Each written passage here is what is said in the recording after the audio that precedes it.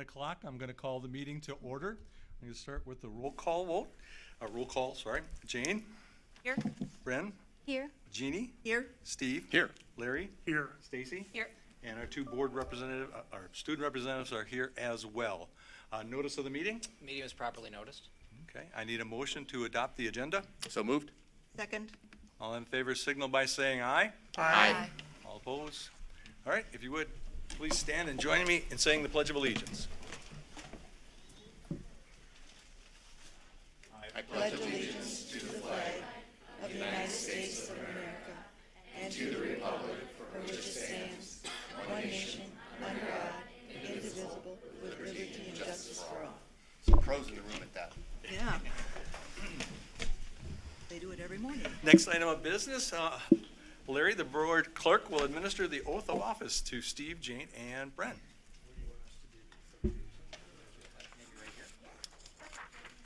On down.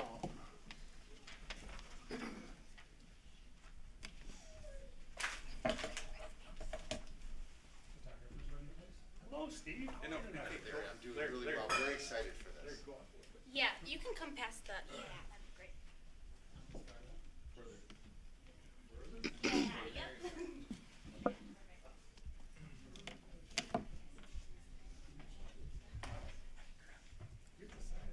I already did. Okay. Please repeat after me, sir. Raise your hand, that'd be fine. I, Steve Danker, who have been duly elected to the Board of Education of the Pewaukee Public School District, swear that I will support the Constitution of the United States and the Constitution of Wisconsin, and will faithfully discharge the duties of said office to the best of my ability, so help me God. I, Steve Dankert, who have been duly elected to the Board of Education of the Pewaukee Public School District, swear that I will support the Constitution of the United States and the Constitution of Wisconsin, and will faithfully discharge the duties of said office to the best of my ability, so help me God.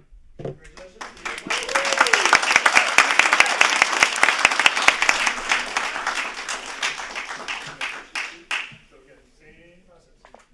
So I,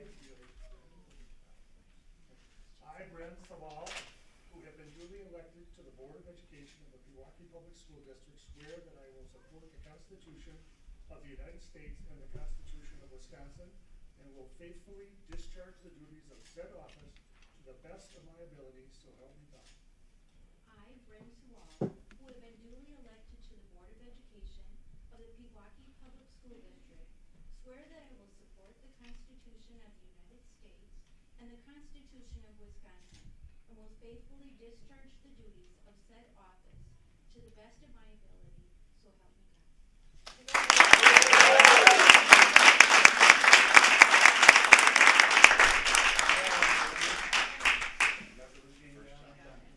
So please repeat after me. So I, Jane Flamine, who have been duly elected to the Board of Education of the Pewaukee Public School District, swear that I will support the Constitution of the United States and the Constitution of Wisconsin, and will faithfully discharge the duties of said office to the best of my ability, so help me God.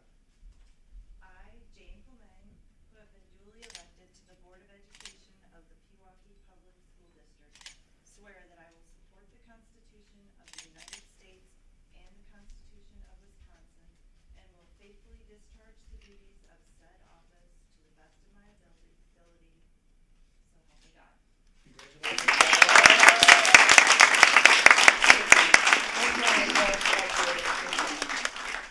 Make sure you sign. Thank you very much, sir. Thank you for serving. Thank you. I'm glad to have done it.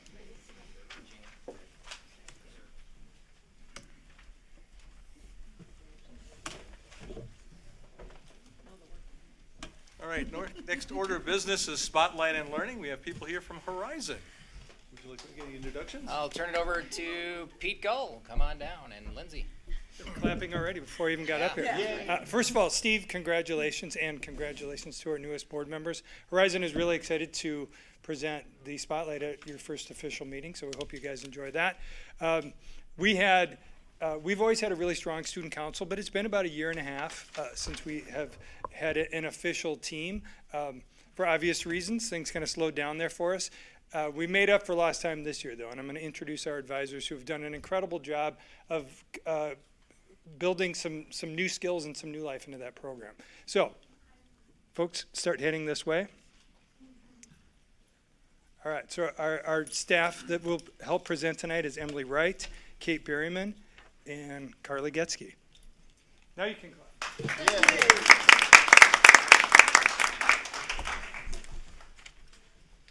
Thank you. So we are the faculty advisors for Student Council, and we have several members here to speak tonight on our behalf.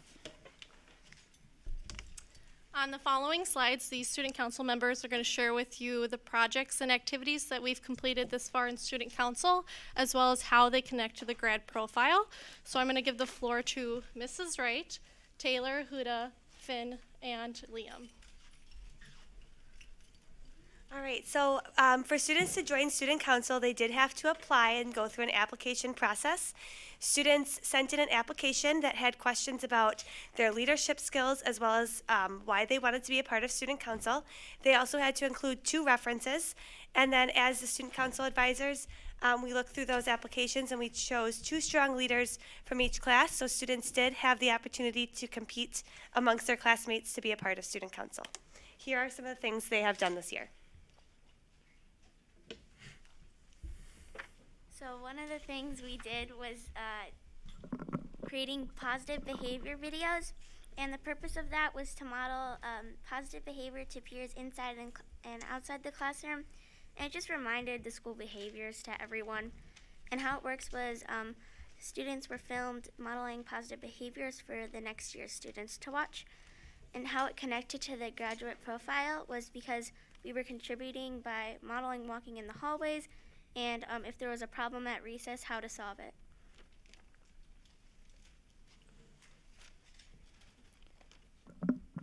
So the purpose of the yearbooks competition was to find a good yearbook cover, and it worked by when students turned in like a piece of paper of what they thought the yearbook should be, and then student council members voted on which one would be it.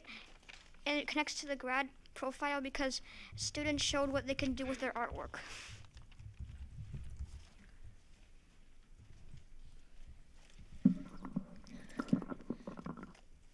This year at Horizon, we had a penny drive to raise money for new recess equipment. How it works is pretty simple. You bring in pennies and put them in your grade level jar, but there's a twist. You can sabotage other grade levels by bringing in dollar bills, nickels, dimes, and quarters as negative points to other grade levels. This connects to the graduate profile because students were competing against each other to see who would have the most points and win the trophy.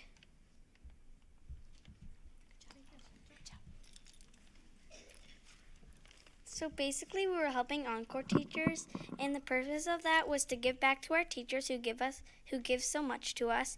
And how it works is students were split into groups and completed various jobs to help Encore teachers, such as pumping up gym equipment, organizing gym closets, tuning ukuleles, labeling Spanish bingo boards for Encore night, and organizing art supplies. This connects to the grad profile because we are caring for all Encore teacher supplies, and it's connecting by working with each other. Our next meeting is the Haws donation. The purpose of that is to contribute to our community by supporting a local animal shelter. How it works is students will be making braided dog toys and bandanas for the local animal shelter Haws. This connects to the grad profile because we are caring for the dog shelter and create and use our talents.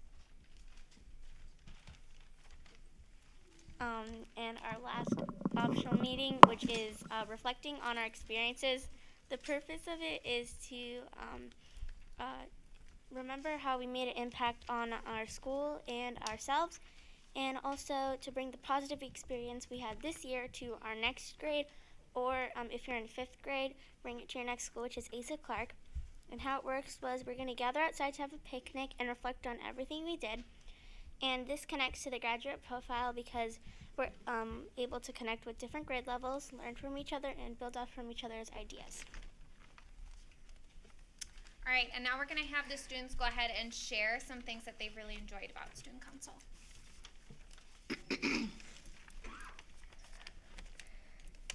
I love everything about student council, from how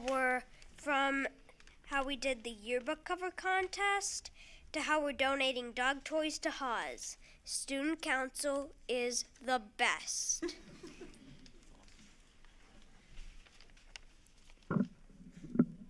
Things I enjoyed about it were meeting others and creating projects for the school because it's just something that I like to do. Student council is a great way of connecting and making lots of friends. Student council is about getting along and helping the community. I think right now in student council is a blast, and I hope that continues on for next year. This is impacting to me because we are getting along with different grade levels. Things I enjoyed about student council were I got to meet new people, I got to interact with different grade levels, and how this how this made an impact on me was if in the future I do a club or something and they ask how I connected to the school, I could say how I did student council in the past years. Thank you for listening. Do you have any questions? Stacy? I'm just curious, do you know, even if it's just ballpark, how much you raised for Haas and what grade got the trophy? So our next project is the Haas donation. So we're just creating the dog toys to donate. So we have all the fabric that student council is going to cut and braid together. Is that what the penny jar was for? Did I miss? The penny jar was to purchase new playground equipment. Oh, they I were messed that raising up. money. No, Okay, that's okay. so- they were raising money to purchase new playground equipment. So do you know how much they raised? What was it about? 800 something. Nice. Which grade got the trophy? 5th grade. But all grade levels were way in the negative. Yes. Please. I have a question about the videos that you created. Did you write a script and did you have assigned roles and responsibilities? Was there a production designer and someone who had to position everybody? Like, tell me about that process. So third grade had to do a certain things like in classrooms, or in some bathrooms or recess. And 4th grade had to do different things, and 5th grade as well. Yeah, so we split off the roles. So we each took a grade level and had assigned things that we needed to videotape, whether it be the cafeteria or outside in the playground or walking in the halls. So we kind of divvy up those roles based on grade level.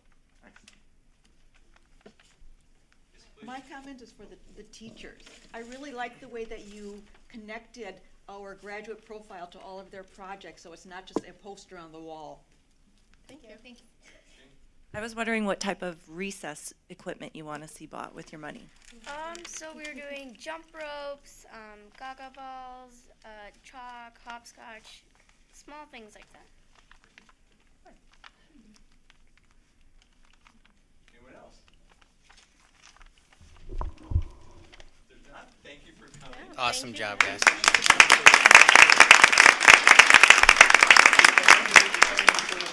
Some bookmarks for you. So, the much coveted bookmarks. Thank you. Thank you. You bet. You guys need bookmarks? I'm good, but thank you. You got something, wait, hang on. Thank you for coming tonight, appreciate it. Thank you. Thank you. Well, thank you. Thanks, guys.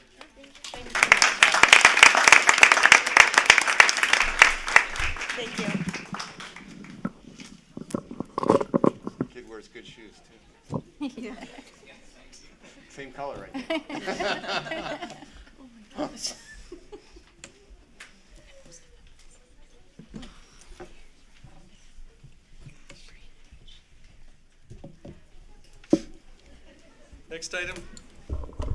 Next item on the agenda is salutes and recognitions. I'll open it up to the board for any salutes or recognitions they'd like to make.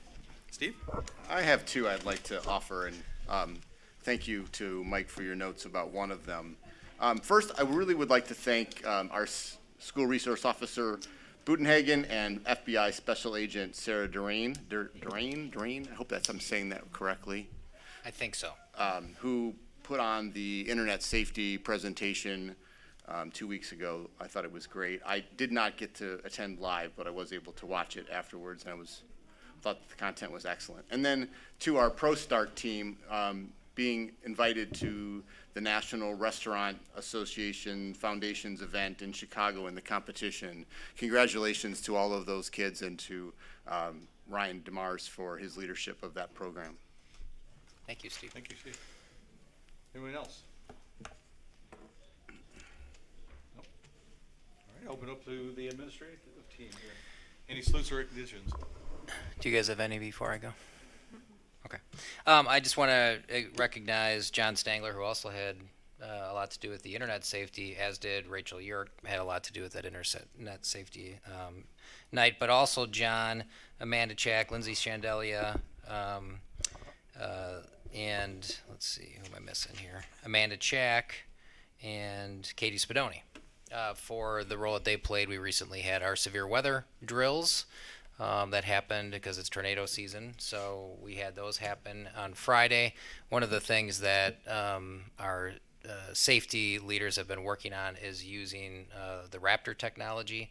A lot of people are most familiar with Raptor. That's what we use when people check in if a visitor comes during the day. But it's also an app that goes to all of our phones, and it's used for taking attendance.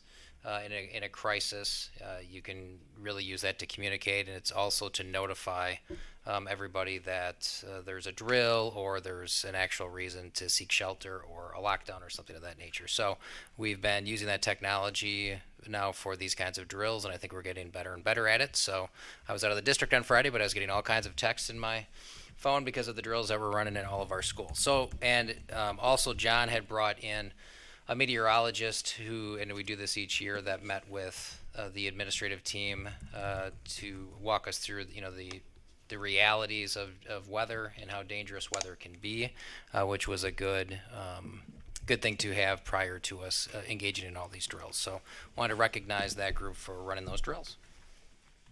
Thank you.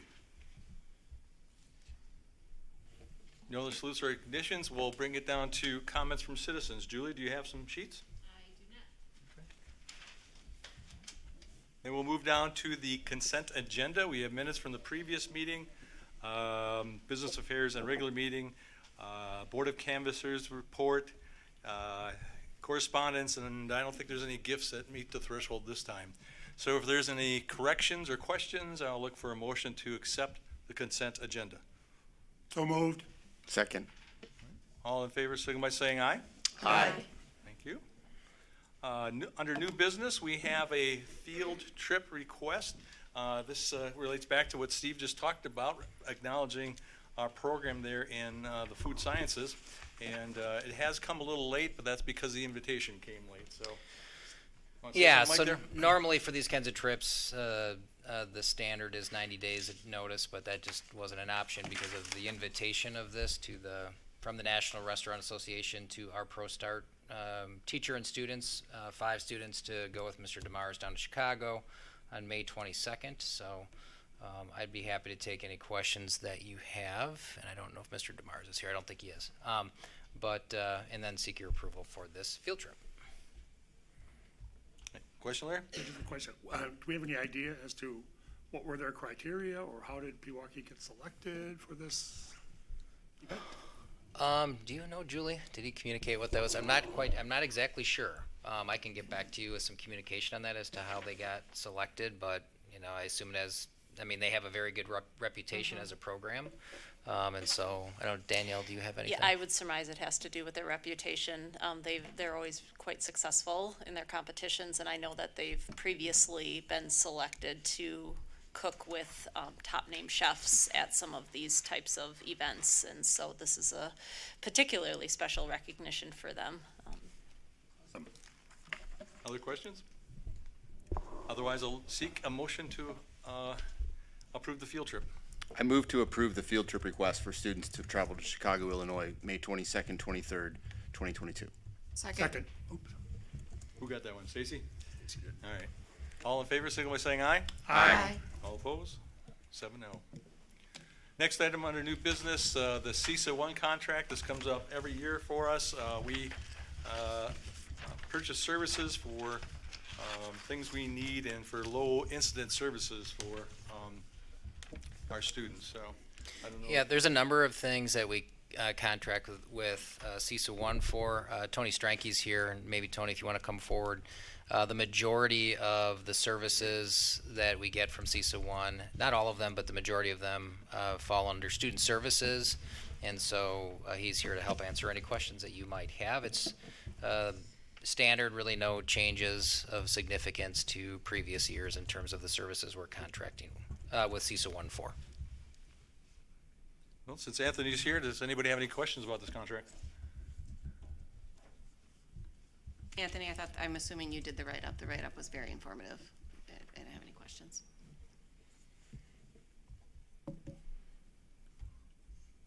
Well then, I guess I'll look for a motion. I move to approve the CISA 1 contract for the 2022-2023 school year as presented. Second. All in favor, signal by saying aye. Aye. All opposed? 7-0. Oh, no, abstention. Oh, abstention? Okay. 6. 0-1. 0-1, yeah, so, okay. It's kind of like a soccer thing. I just note the reason for the abstention is because you serve on the CISA 1 Board of Control, right? Yes, that is correct. Okay. Well, thank you, Larry. And thanks for coming tonight, Anthony. Great talking to you there. Let's go down to the bulk of the business that we're getting prepared for, the first draft of our next year's budget. I'll turn it over to John. Thanks, Brian. So this comes as one of the waypoints in the budget development process for the year. The process begins in November. So the board will adopt a final budget for the current fiscal year. We begin in November with the development of the new budget for the subsequent fiscal year. So for the 22-23 fiscal year. Goes through the staffing plan within the district, and we're going to hit on the major areas of the budget components at this meeting. The intent here is to introduce the proposal and give the big picture of where the budget is at. The board, we call this our preliminary budget, so the board will be asked again then on May 9th to take action to adopt this preliminary budget. The reason we call it the preliminary budget is because the final revenue limit is not determined until after we have our third Friday count in September. Aid is certified from the state on October 15th, and property values are finalized, and we're informed of that at the beginning of October. By statute, you have to set a levy. That becomes the last step, adopting the original budget and setting the levy by November 1st. And then we have to report that to the municipalities. So when we look at building the budget as an administrative team, we try to look at, first of all, is acknowledging that investment that the community is making. Because of where we sit in the distribution formula for state aid in Wisconsin, our relative property value compared to our expenditures, compared to the rest of the state, we have a lot of local funding. So it's really a significant investment that our community is making through local property taxes and the funding of the schools. They have a greater share of it than in some other places of the state. Everything is focused on student-based decision-making. So as we're building the budget, it's that focus on opening that door to each child's future, allocating the funds that we have, and using them to make the difference in each one of those kids as we're moving forward. When it comes to the allocation of funds, that is driven significantly by the strategic plan for the district. So the work that will be coming up, we're in year 2, we're approaching year 2 of that strategic plan. The cycle that will begin in May is revisiting, is to affirm that direction where we're at, and may result in some adjustments of the resources that are in the budget as we're proposing it. But again, that's all finalized come October in preparation for the year. And finally, looking at long-term financial stability, at the Business Affairs Committee, we typically will look 3 to 5 years out. What happens today and what does that impact over the next 3 to 5 years? So it's always a consideration when we're allocating funding in the budget. So real quick, this is the short version. The budget is balanced. We'll get into some more of the details as I talk through this tonight and where we're at. But we try to use very conservative estimates when we're estimating our student enrollment, when we're estimating revenues, conservative but within reason, so that we know we have a good picture of where we're going to be headed as these estimates that we're coming up with fall into place by the start of the year.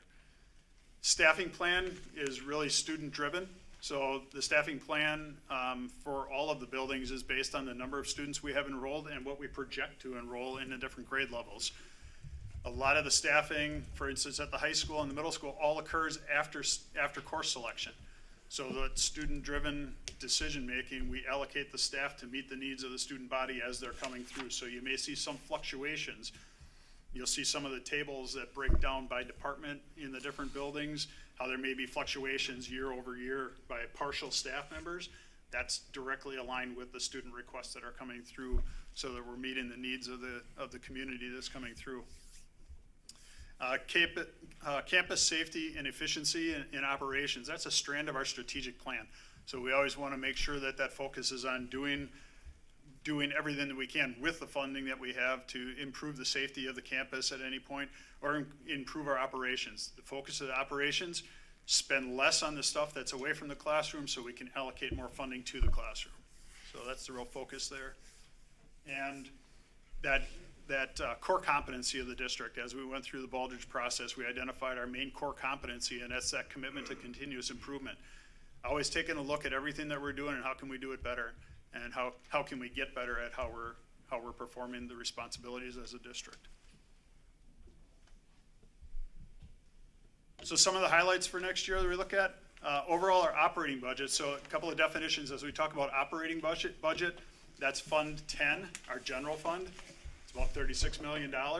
And Fund 27 is our special education fund. All costs that are being driven by IEPs or individualized educational plans are allocated in Fund 27. So overall, that shows an increase in our operating budget of about 0.31%. General fund, 0.39%. This is the smallest increase in overall expenditures that we've had in a significant number of years. We'll talk a little bit more about revenue limit and what the situation looks like for the district on the revenue limit. But since 1992, when the revenue limits were put in place, budget development is really driven by the amount of revenue that you're allowed within the revenue limit, and local sources that can be, or other sources, which make up about 20% of our operating budget. That determines what you have to spend. So it's revenue driven. Prior to that, it was expense driven. You determine how much you wanted to spend, and you adjusted the tax levy to meet what you needed for revenue to cover those expenses. For the 21-22 and the 22-23 fiscal year, the revenue limit per pupil increase was 0, and the inflationary increase, so those normal operating costs driven by inflation, are being covered by the utilization of the federal stimulus money under the ESSER programs as those become available. So we've addressed that several times throughout the fall and December and even into February. The property tax levy for the year is proposed as a decrease in the overall dollar amount of the levy by just over $306,000 or 1% from previous years. The tax rate that we're looking at is a decrease of about 4.6%, and that would end us with a mill rate of around $8.49. Again, that's based on a conservative estimate of the growth of property values in the community. We estimated at 3.72%. It's about 5-year average. That will likely be higher growth in property value. The board sets the levy. The mill rate is a byproduct of that levy. So if the rates of property value grow faster than what we anticipated, that mill rate just ratchets down further. We're estimating a growth in student population of about 1.3% in this budget proposal. We grew about 0.97% between September and January. The measurement of student enrollment, resident enrollment, is from September to September of 2020 2021 to September of 2022. So we're at just under 1%. We believe we're going to pick up about another 0.3% going into the fall. And as we talk about revenue limit, I'll talk a little bit more about what that impact is if it grows beyond that. And then we also build in under staffing, you'll see as we get into the staffing elements of this proposal, we have a teaching position increase of 1.55 positions. 1.0 FTE of that is a contingency position. We always want to be prepared for what might happen over this summer. 10, 12 years ago, we had one grade level that increased by 25 students in a matter of 5 weeks registered. So we had to hire a position. We want to be prepared for that in the budget so we're not left short on what might be coming up. Adjustments are made with that allocation as we get to October again with that final budget when we have all the students in. So the strategic focus of how we allocate funds in the district is really what the first step is starting up on May 16th. We're going into year 2 again, but focusing on those 6 core areas of operation and how do we have alignment between what we're planning on spending on in the district and what those goals are in those areas. And once we have alignment in that, then we know that we've got the resources allocated appropriately. And it may be a shift from one area to another on an annual basis, but really driven by what that mission is, what are the goals of the district, and how do we support them, tie the funding that we have to the goals that we're trying to accomplish.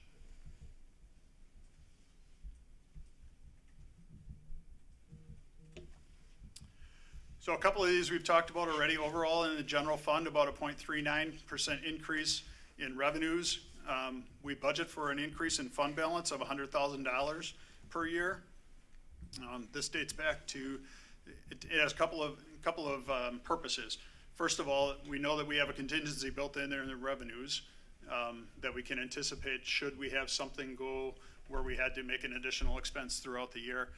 The other thing goes back to Moody's has consistently said when we've had bond ratings that improvement in the district's operating reserves is a sign of financial strength for the district, and we can reduce then the impact of borrowing cost when we do have to go out. So if we go to a referendum, we're issuing debt, we can minimize the interest cost on that debt or reduce it by having this strong fund balance and having a strong reserve for the district. It's one of the factors that they measure in their report card. As you can see, the proposed resident FTE we're looking at is 2,705. You'll hear different numbers when it talks to that resident count. FTE is the full-time equivalency of the students that we have. So 4K students in the formula only count as 0.6 FTE. So the actual student count number will be closer to 2,800, 2,793 is what we're projecting. But the FTE for allocation in the revenue limit is this 2,705. General fund, about $36.7 million proposed for expenses, $36.6 million for, revenues 36.7, 36.6 for expenditures. And then general fund balance, as you can see from here, we're comparing budget to budget. So for budget for 21-22, we estimated $100,000. We estimate $100,000 because of that $100,000 reserve added to the fund balance for 22-23. As we complete this fiscal year, that'll be updated for the fall when we revisit it.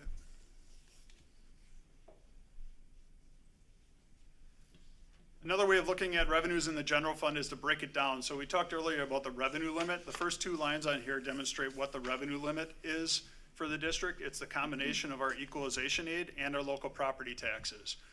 So when you hear that a record amount of funding was added to schools, to public schools in the state, to supporting schools, if that funding is coming through as equalization aid increases, it does not increase your revenue limit. It just drives down the property taxes. So if equalization goes up, taxes go down, and vice versa. If the equalization aid goes down, the general fund property taxes go up. So there's a direct relationship there. The revenue limit is what drives the total combined revenue you get from those 2 sources. So an increase, without an increase to the revenue limit, we can get a significant increase in equalization aid, and it does not result in additional spendable resources. Underneath that is 6 of the major categories that we look at in the general fund outside of the revenue limit and how we utilize those. So categorical aid, I'm going to touch on that on a future slide that we'll look at. Open enrollment, we open seats in January. The board will designate a number of seats that are available. We have 48 seats that are available this year. Last look, we were over 170 applications for those seats for students to come into the district. The board will take action on those in May, early June, to accept those students who have been awarded a seat from the process. That closes on April 30th. We use open enrollment when we designate seats is really to optimize the efficiency of our classrooms. So if we see that we've got a class level that is at 21 where our benchmark is really 23, there's a potential to add 2 seats per section through open enrollment. We also have to then estimate what's going to be the impact of resident move-ins or construction on top of that before adding those students, so that we want to increase, or we want to offset the operating cost of those classrooms without triggering having to add additional space. So we've had a pretty good target, pretty good track record of having between that 15 to 20 to 24 students per grade level that are attending through open enrollment, where it's providing an additional revenue that's outside of the revenue limit. The net revenue that we're anticipating from open enrollment is about $1.2 million. So all of the incoming students, minus the students who elect to go out of the district through open enrollment, we net about $1.2 million in this proposal. Student fees are another thing in the package. We've gone for the last 5 years with a goal of trying to eliminate every student fee that we can that is from participating in courses. We don't want fees to be a restriction to somebody participating in classes. We have the same proposal for the school fee, the general fee across the district, and that purpose is for offsetting that cost of regular instruction through all of the rooms. There's no change to those fees proposed in the budget proposal. We have a few state grants that we'll account for in here. As you see, federal grants is the largest increase. About $1.7 million is what we're projecting to receive from that. A majority of that funding is through the ESSER funding. And that's part of the plan that we had adopted and brought forth here in January. So overall, revenues and expenses, looking at about $140,000 increase in revenues and expenses, or 0.39%. The revenue limit actually is decreasing this year, in part because of in large part because of what happened with the pandemic with COVID. If you remember, in fall of 2020, we dropped by just over 3%, 3.2% in our enrollment. In fall of 21, with the uncertainty, we dropped slightly again. Since fall of 21, we've increased almost 1%. The way the revenue limit is calculated, you take the previous 3 years and calculate an average, and then you take the current 3 years and calculate an average. So we still have that large bubble of fall of 2019 where we were 2,798 FTE students was our average. That will work its way out of the system. So we're in a declining enrollment environment yet for 1 more year, where I think we're just climbing out of that depending on where we go this fall. If you have any questions along the way, just fire them off. Just another way of looking at the revenues of the district, as you can see, the blue area here makes up a significant portion of the revenues, and that is our local sources. That's both from student fees, property taxes, primarily property taxes. The green section is the state sources. It's about $9.4 million. That is comprised of the per pupil aid and the equalization aid primarily. There's some smaller grants and things that are included in there, but the primary is the per pupil and the equalization aid.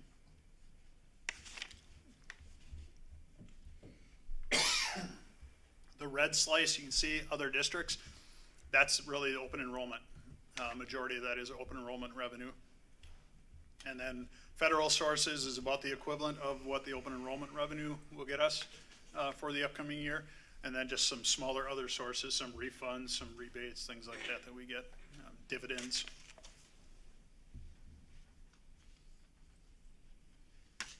When I talk about revenue limit, this gives you a history going back to 2009-10 of the middle column there is the annual increase. So when revenue limits came into place in 1992, they were intended to stop the growth of property taxes, of local property taxes in the communities. It was initially set at $190 per pupil, which represented just over 2% from the statewide average cost for educating. That inflationary increase kept going. It grew up to close to $230 per pupil. In 2009, 10, and 10, 11, it was set at a flat $200 per pupil increase, so just under 2%. The allowable increase in, again, revenue limit growth, the allowable increase, that's your inflationary factor when it comes to the revenue limit for your growth. Beginning in 2011-12, you can see the adjustment that was made to the revenue limits there. That was the result of Act 10 with the district.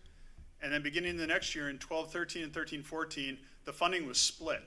And it's split because revenue limit, again, revenue limit goes up, and if the pool of equalization aid doesn't keep up with the growth, property taxes grow. So a way to give additional funding to schools without driving property tax increases was creating this new per pupil aid that districts received. So it started off at $50 per pupil, and it's grown all the way up to, for the last 4 years, it hasn't changed, at $742 per pupil. All right, so I have a question. I wanted to ask this when I sent you my list of questions earlier today, but I forgot to include this one. If you were to take the period of time after Act 10, but before the pandemic budgets with zero increase, what's the average increase when you combine those columns to the per pupil limit? Do you know? Do you happen to know that number? No, I know you don't. know a lot of this stuff in the back of your mind, so I'm just wondering if you know that number. I don't have that number off the top of my head. The one factor that I know was out there, I don't know if, I can't remember if it was a fiscal bureau or if DPI. Yeah. They did a comparison of the changes of revenue limit Yeah. to the CPI Right. over the last 12 years. Yeah, that's good enough. So- What's that look like? Do you know that For one? the life of me, I can't remember it right That's now. okay. I want to say it was like $342 per pupil adjustment to the revenue limit is what it Okay. would be. Okay. Yeah, I'd like I to. can get that for you. I'd if like to need. dig that out and to see what that looks like. Thanks, John. John, why did Act 10 do that 1 year? What was the impact from that? So when the adjustment was made, that in Act 10 was when collective bargaining rules were changed, and the reduction in the revenue limit corresponded to a reduction in costs that the local districts, close to a reduction in cost that was made available to district through the opportunity to make changes through the collective bargaining agreements.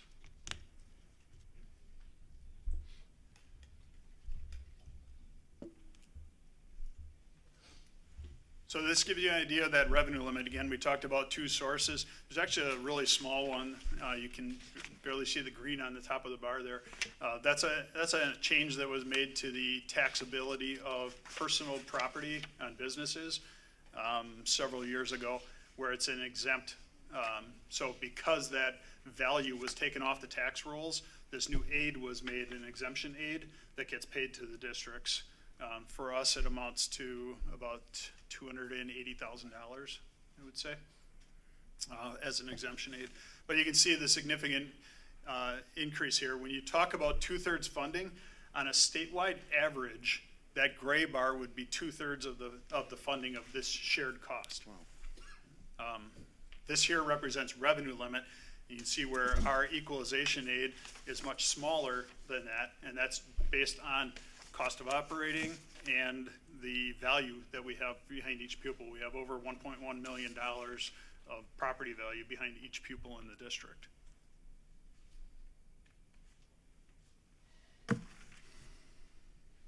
When we switch from revenue side to the expense side, we say that we operate a people business. Just the blue and the red there represents the cost of people. That's the salaries and benefits for everybody in the district. To some degree, the green is also a cost of people within our within education.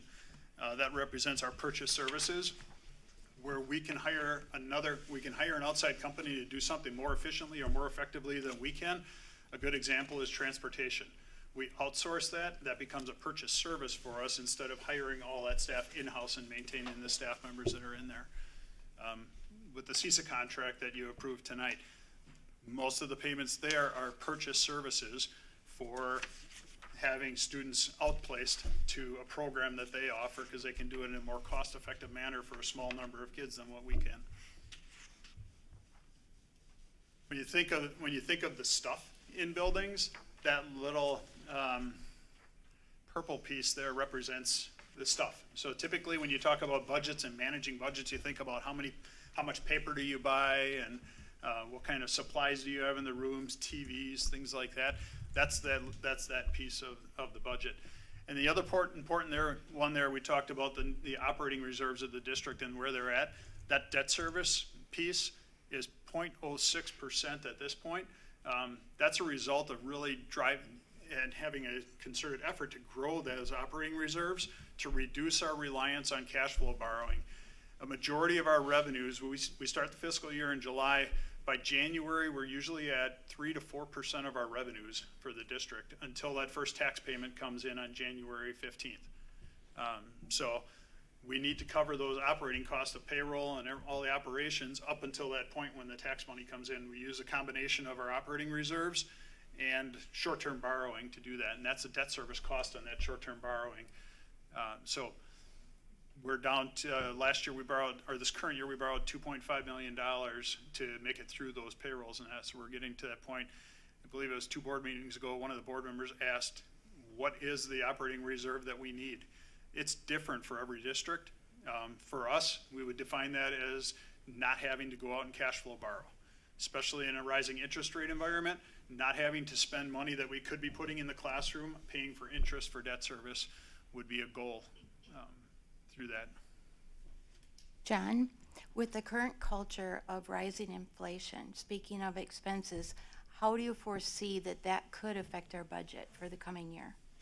A 0.39% projected increase in expenditures means that every department in the district, that stuff component and the purchase services is all going to be driven by higher cost. Whether that inflation at the point in time is 7%, 8%, it's going to be a consideration in every project that we do. Do we do it now or do we wait a couple of years and see what happens? Where do we advance that? We bid different projects out. If that price comes in way higher than we anticipate it should be, we'll work to try to make that project hold off for a couple of years. But undoubtedly, every principal and every department head in our district will have a budget reduction because of the cost of inflation, the impact of inflation on the goods and services that they're funding through their budget that hasn't changed much at all. John, can you also just comment just a teeny second on that relative to the bus and fuel prices? What is that doing to us? Yeah, so we have a contract locked in. We've got 4 more years. We negotiated the last time around to cap the increase. We use a CPI urban index minus food and fuel.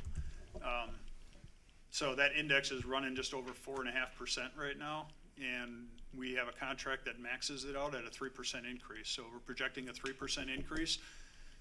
We're also implementing what we had planned to implement pre-pandemic. With the construction project going on, we had estimated that we would drop down to 19 routes at the elementary level from 22 at the time. With coming into the fall of 21, we left it at 20 routes to keep the numbers down and keep the students spread out. We're anticipating moving back to 19 now at that level and 16 at the high school, middle school level routes. We run that many routes because that's how many it takes to get the buses back here on time with some of the farther distances in the district. We also have fuel adjustment clauses in there, which we've budgeted for, and a lot of that is contingent as that price fluctuates. We estimate where we think it's going to come out for the year. But that one reduction in route pretty much offsets the inflation that we were seeing in the transportation that we're projecting for next year.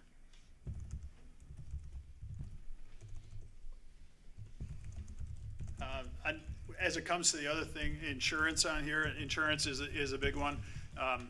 Cyber risk is a huge exposure that we're looking at and negotiating right now with carriers, trying to determine what's going to be the best placement and give us the best coverage, along with internal moves on how we manage our cyber risk within the district. Changing some platforms and changing some access to be able to address the exposure that we have there. The other one on insurance is completely inflation driven, is the property insurance. We're looking at anywhere from 12 to 15% increase in just the cost of raw materials that gets factored into the issuance of the policy and the valuation of your buildings. So again, working to negotiate what that change in valuation is going to be and still keep us covered adequately should something happen.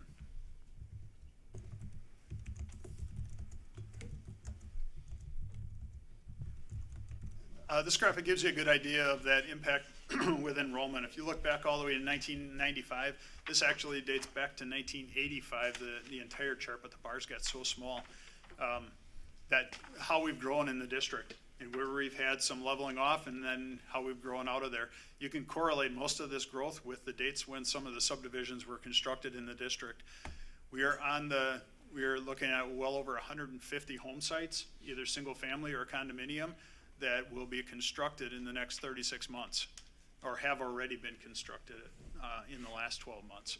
So when we look at enrollment projections, which are also included, we can't factor those in. We didn't do a full demographic study of the community like we did in 2016, but we know from the history what happens when subdivisions start going in and when homes are built. So we'll use that to project forward conservatively. Again, with a revenue limit, the best you can have is slow growth, 1 to 2% per year, because your allowable increases in revenue keep up with the growth in the exposure to costs. So you'd see in 2014 was a year where we had, when property values were adjusted in the community post-recession and the valuations were dropped on many places, our average valuation in our district dropped over 5%, well over 5%. We also experienced some subdivisions coming on that drove a 6.2% increase in value. That had a huge impact on our equalization aid. We had over 150% increase in our equalization aid because it totally changed our position in the funding formula relative to the other districts in the state. So we project that resident FTE increase of 1.3%. Again, 2705, it's an increase of 35 students. We've seen significant increase already. Ran some numbers on what it would take. So we have the declining enrollment exemption right now, and that's where this gets tricky. If we grow faster than that, we have less funding until we grow out of the declining enrollment situation in the district. So it makes perfect sense. You have more kids and you get less funding. We would have to grow to about 20, where did I put my note? We'd have to grow to about 2,800 kids, a little over 2,800 kids to break even. So I don't believe that's going to happen in 1 year. So we're going to target building the budget on this. If we come in slightly higher than this, we'll make adjustments when we get into October if we grow a little bit faster, but we'll still be in declining enrollment until we drop that big year, 2019, out of our base calculation. So moving into the 23-24 fiscal year, we'll again be in a positive enrollment growth. So we'll see growth in the revenue limit, not just from the per pupil amount, but we'll also see it in the numbers of FTE that are used to calculate the revenue limit. Right. But we've got to get out of declining enrollment first. We're on that trend to get there. Formula-wise, we'll be out of there in the 23-24 year. Do you know why we had the jump in 2019? That was just regular growth that we would experience. Almost all of that was residential turnover because we didn't have new home development. So you can see the shaded line, that was a bad choice of colors, but that 2705 shows us with that slight increase going into next year. Again, getting closer then to the trend line of where we've been over the last 27 years. And open enrollment, again, that's a key thing in our financial plan. It's outside of the revenue. It's revenue that we can control, and we control the number of seats. You look at open enrollment and think of what happens with the resident enrollment population. Open enrollment flattens out or declines when the resident is growing faster because we're optimizing those sizes of the classrooms. If our resident enrollment level's off, we look at open enrollment to backfill some of those slots and provide us with the resources to be able to do some of the program enhancements that we do. But always protecting that we're not driving additional sections by adding more students in that way.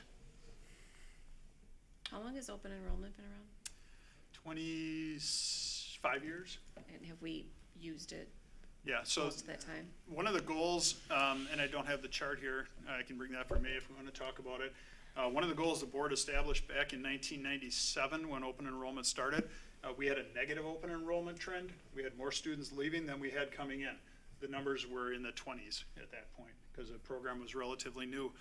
And one of the quality indicators that we developed as a district as part of that strategic planning was having a positive open enrollment trend. It was a sign that more people wanted to come here than wanted to go to another place for their education. So the initiative out of strategic planning really was to keep that positive trend and to grow that positive open enrollment trend. We grew it to a point where we said, all right, let's make it sustainable. So for the last 10 years ago, we've leveled off right around that 1.1, 1.2 million of net revenue. John, add to that though a little bit in terms of what's there. I mean, the open enrollment is very judicious in the sense that we don't necessarily just bring in everything. It's to fill classrooms. So we get efficiencies when we have the right student-teacher ratios, and we want to make sure that we're maintaining that. That's the success of open enrollment. So. Correct. Yep.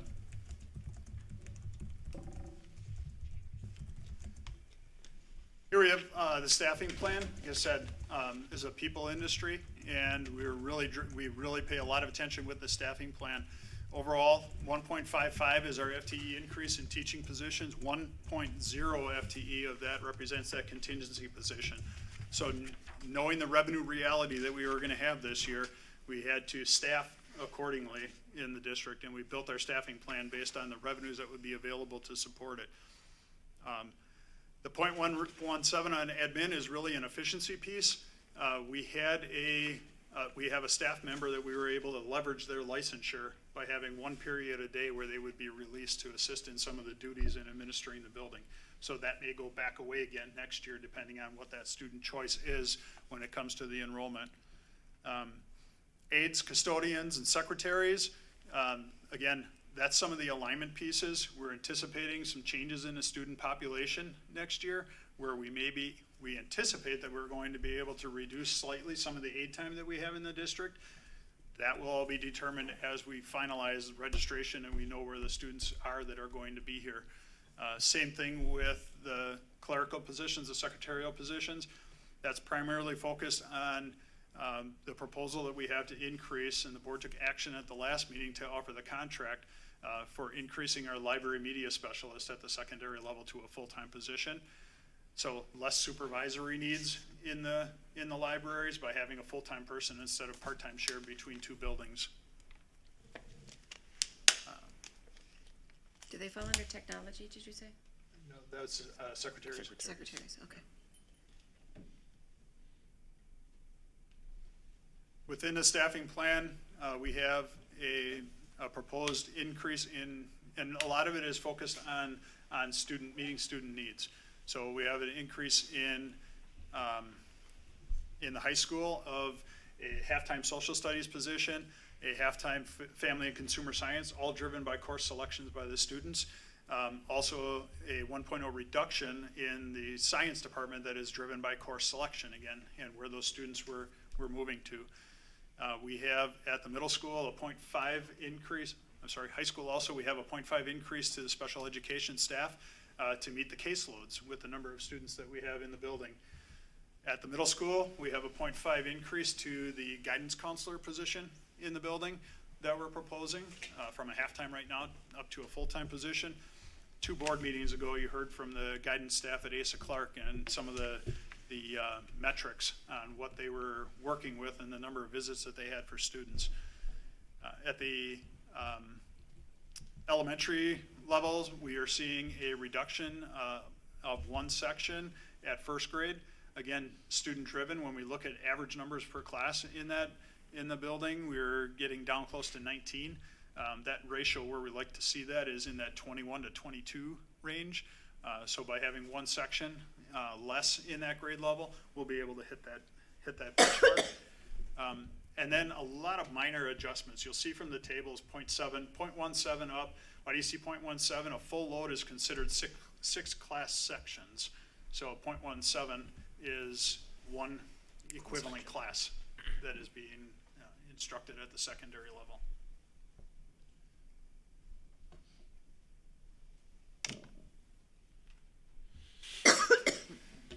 The tax levy, as you can see here, the pie shows our referendum debt service and what that is proposed at, along with the general fund. As you can see from the table, this fluctuates with our increase or decrease in equalization aid year over year. So this year we have a 15% reduction in equalization aid, means the general fund tax levy increases up to the revenue limit to make up that difference. And the debt service in Fund 39 drops in those every other year. So overall, looking at a $300,000 decrease in the property tax levy, an estimated decrease in the mill rate of 41 cents per thousand of equalized value. A year ago, the city went through a reassessment of their property. That average reassessment was about 24 to 25% change in value. Most people did not see an increase in property taxes because they were at that average or below. And our tax levy went down last year also. The village is going through the same process right now. Now, there is a chance that the valuation can be different than the average. Average means the middle of everybody. I got some phone calls last December when the property tax bills went out that indicated, my valuation changed by 50%. And that happened to a small group within the community. Are you saying that the village is? The village is going through some of that reassessment work right now. Yeah. So for this year, that assessment change could impact some of those tax bills. Again, a change we use equalized value, which is market value, which is more stable because it's determined by the state. It doesn't have to be adjusted every year by the local municipalities. The assessed value is how much is charged to each property owner. Likely to go up for the village then, or what's going to happen? No? I don't know what the overall percentage is going to be.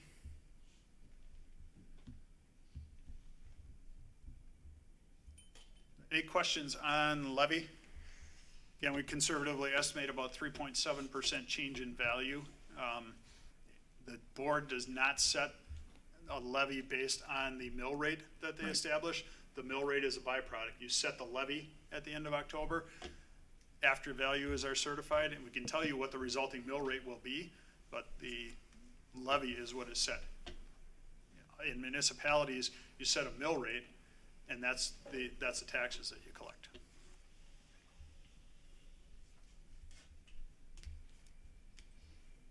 This gives you a historical perspective on the equalized tax rate in the community. Again, down to $8.49. You can see not too long ago we were at $11.84. Again, property taxes have grown at a significantly slower rate than what the values of the properties in the community have grown. That result is a decreasing tax rate.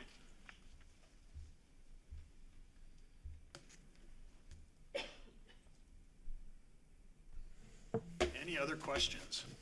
I want to say thanks, John, for all the questions you answered for me earlier today. Your knowledge in this space is just so helpful to me and helpful to our district. Your awareness of all of the intricacies of the state funding processes are just great. So thank you, and thanks for your approach to the budgeting process. Thanks, Steve. So that was an information item so that we'll have an opportunity to look at this again as we move forward. So the vote comes up May 9th. May 9th. So if you have any questions, you can send those to me. I'll follow up and get any answers in response to everybody from the board, and then be prepared for the May 9th meeting. Okay, thank you, John. Great job. Thanks. Let's go down to personnel issues, items, resignation. We have one We have three. Three resignations to go. Yeah, we have resignations to accept Katie Gubbins, speech pathologist at Horizon, Leah Nickelbein, speech pathologist at PLE, and Lauren Bartel, sixth grade teacher at Asa Clark Middle School. And you have the reasons for departure, including families that are expanding and opportunities to be an interventionist in another district for Lauren, and for Katie moving on to a new opportunity. So I'd be happy to take any questions you have. Otherwise, I think you could take them as a group. I'd seek a motion and a second to approve the resignation submitted by these three teachers. Let's take them all together. Somebody like to make that motion? I move to accept the resignations of Katie Gubbins, speech and language pathologist, Leah Nickelbein, speech and language pathologist, and Lauren Bartel, sixth grade teacher at Asa Clark Middle School. Second. All in favor, signify by saying aye. Aye. All opposed? 7-0.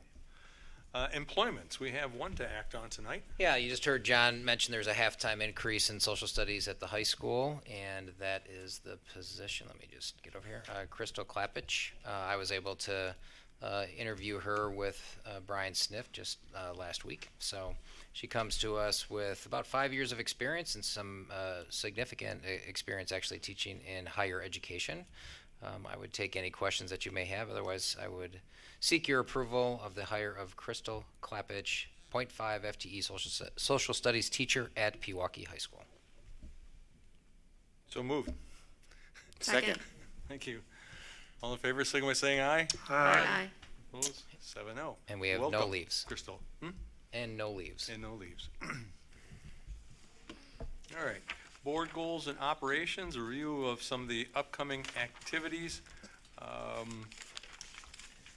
have that up here for a minute. Well, we've got the oath of office was tonight, and then 9th is the election to the different committees. We have, of course, the business affairs and policy, and then the officers. The 16th is our strategic planning night. Is there anybody from the board that won't be able to make it? Okay. 18th, I should say May 18th is the honors banquet. Do we give that information to you if we're coming, Julie? Yes. Okay, fantastic. And then there's the 23rd. Just a note, in case you didn't catch it, the honors banquet is at Silver Spring Country Club. Will that change? So that's a change in location over past years, just in case. It had historically been at the Ingleside, but it is at Silver Spring Country Club for this year. All right. And we have a need for a couple board members to help out. Was it, Julie, May 1st? Second? Okay. 3 o'clock to review some projects from Insight. Steve's going to be there. Oh, was that the Insight or was that the Was it Insight or- interviews? Interviews, right? Board Board the interviews, student sorry, interviews, interviews yeah. for the I- replacements. New board I told representative. Julie I could do it. Okay. Do we need any more than that? Okay. Great, thank you. And guys, for Brian doing that. Sniff will facilitate that. I will probably be there. I'm traveling back on Monday. So if I don't have a delayed flight, I will be there to join you. We usually just have 2 board members there, Brian. Okay. I'll be 1,500 miles away, so I won't be there. It's been Larry and I the last couple of years, so. Okay. All right, the next item here is talking about proposals for the next WASB and NSBA conventions here. And we had a long list of presentations we proposed and gave, so pretty high percentage, so pretty good. Anybody have some ideas about what, please, Steve? I had a couple I thought of. One, I'd love to do, one of these is either the work with WCTC around dual enrollment or something around our shift from AP-focused high school credits to college-bearing credits and the amount of money that we're saving students in our district from that approach. I think one of those, I don't know if that'd be interesting to other districts or not, but I think those are very worthwhile topics to address. There could be something, just to comment on that, there could be something there where we could really combine it and Yeah. talk about Yeah. like pathways to post-secondary education. You know, because I think there's probably a few pieces there that you could combine since we have an hour. That makes sense.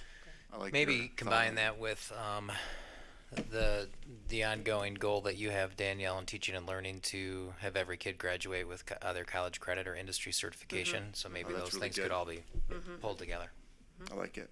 It's a good idea.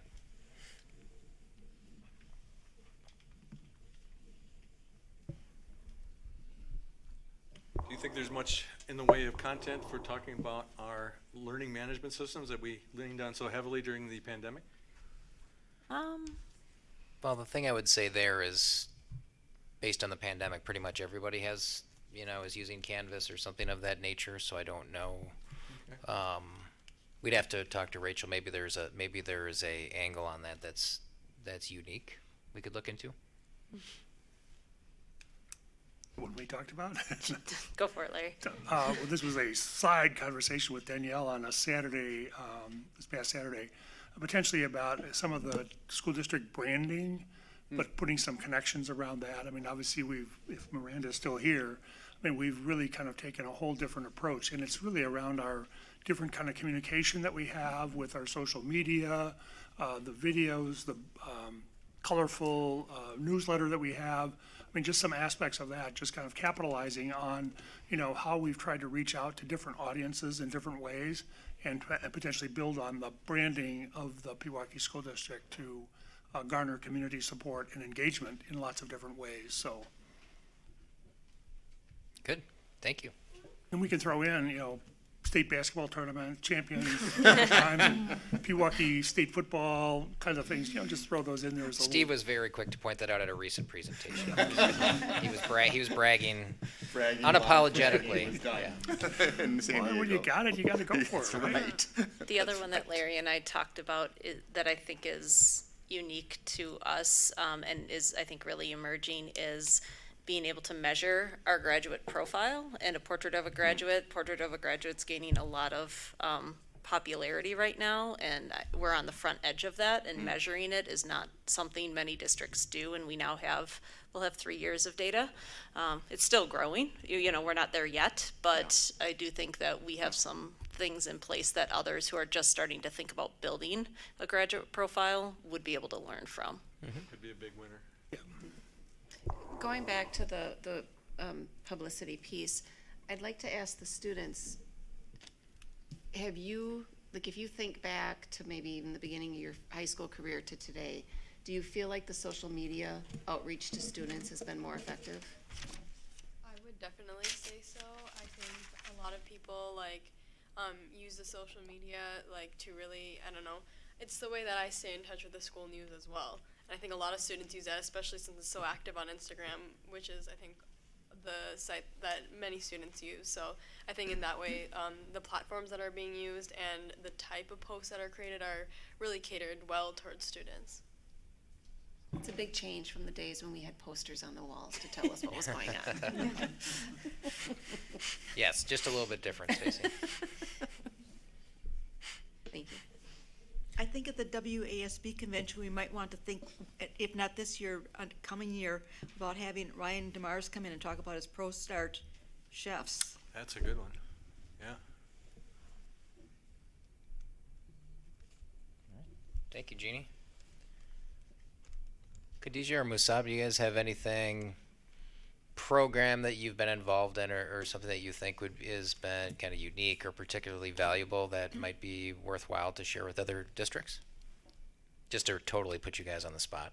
I mean, I'm sure the Insight program has been discussed in the past, but I mean, emphasizing that, I think if that's one of the post-secondary, if that's something that you're discussing for post-secondary, I think really emphasizing that, I think, would be helpful. Thanks. Musab, anything? Yeah, I just agree with Mr. Dankert. The CCIHS program is something that I've really enjoyed being a part of, and I think I've also been able to reap the benefits of it. So seeing that in other school districts would be something that would be beneficial to their students as well. Great. All right. Thanks, guys. Anything else? All right, given us a few things for Danielle to work on. To start kind of pulling together, we'll pull some ideas together and get those back to you.